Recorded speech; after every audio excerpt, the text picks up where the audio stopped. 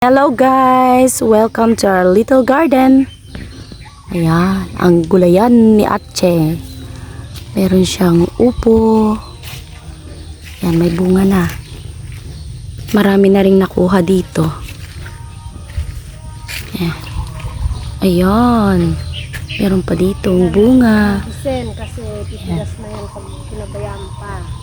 Oh, ayan. Meron pang maliit. Pero ito guys, i-harvest na namin ito kasi pag pinabayaan pa to dito ay magiging magulang na siya at matigas na ang kanyang buto. Ayan, tama lang yan ngayon. Tamang-tama lang. Marami din ditong talbos ng kamote. Ayan.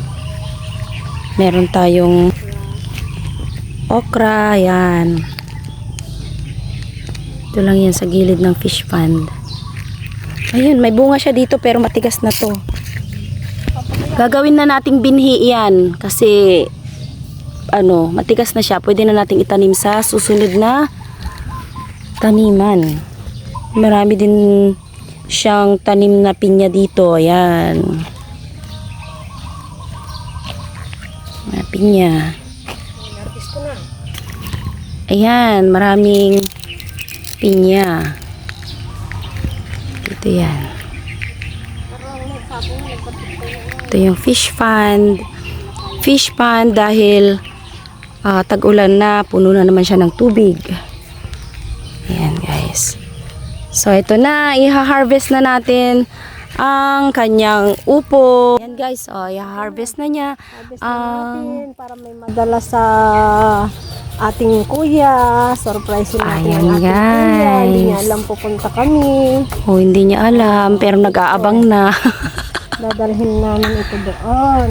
Ayan. Diba? Basta masipag ka.